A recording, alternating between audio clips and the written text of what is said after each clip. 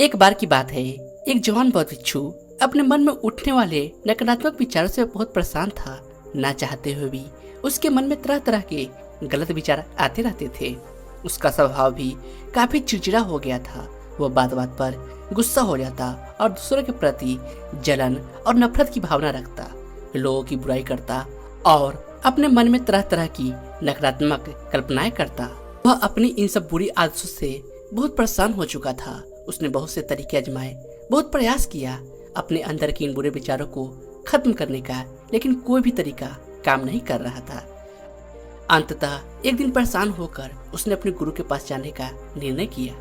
गुरु एक बहुत ही बुद्धिमान और आत्मज्ञानी व्यक्ति थे। नौजवान भिक्षु ने गुरु से पूछा, गुरुदेव, मैं अपने मन से इन नकारात्मक विचारों को कैसे खत्म कर सकता हूँ?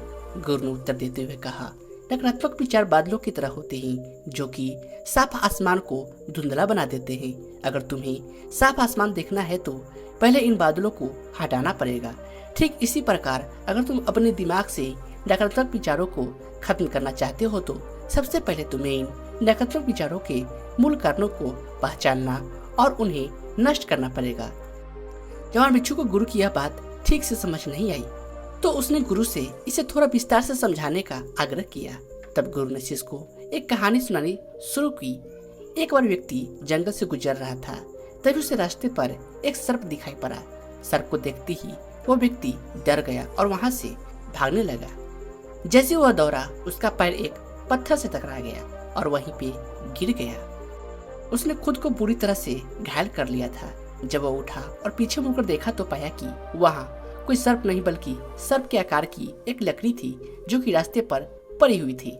यह देखकर उस व्यक्ति को महसूस हुआ कि उसे नुकसान पहुंचाने का कारण वह सर्प नहीं बल्कि उसके खुद के अंदर बैठा डर और नकारात्मक विचार है, जिसने उसे घायल कर दिया। कहानी खत्म करते हुए गुरु ने उस नौजवान व्यक्ति से कहा, मन के नकारात्मक विचार इस कहानी के सर्प की भांति है जो तुम्हारी परेशानी का मूल कारण नहीं है, बल्कि तुम्हारी समस्या का मूल कारण तुम्हारे अंदर बैठा डरहीन भावनाएं और अतीत के बुरे अनुभव है, जो कि नकारात्मक विचार गुस्सा और द्वेष के रूप में बाहर आते हैं। इसीलिए अगर तुम्हें अपने मन से नकारात्मक विचारों को खत्म करना है तो इसके मूल कारण को पहचान कर उसे नष्ट करना होगा। अब हम इस कहानी को अपने जीवन में कैसे लागू कर सकते हैं, इसके लिए कुछ प्रैक्टिकल टिप्स है। पहला, माइंडफुल यानी जागरूकता का अभ्यास करो। अपने विचार को भावनाओं के प्रति जागरूक रहे।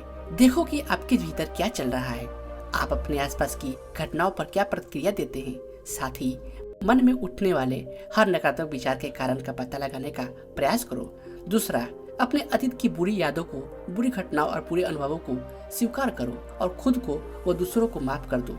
तीसरा, आभारी रहो। अपने जीवन के सकारात्मक पक्ष पर अपना ध्यान केंद्रित करो और आपके पास जो कुछ भी है उसके लिए इस ब्रह्मांड का आभार व्यक्त करो। आभार व्यक्त करना हमारे नजरिए को सकारात्मक बनाता है और हमारे अंदर से नकारात्मक भावनाओं को खत्म करता है।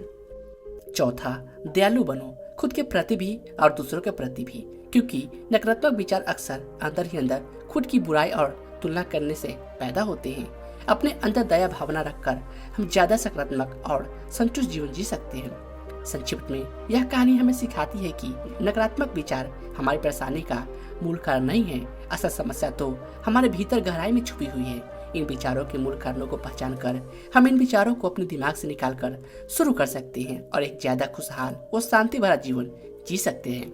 याद रहे, कहानी के सर्प की भांति हमारे ज्यादातर नकारात्मक विचार भी सिर्फ भ्रम मात्र है जिन्हें हम अपने मन में पैदा करते हैं।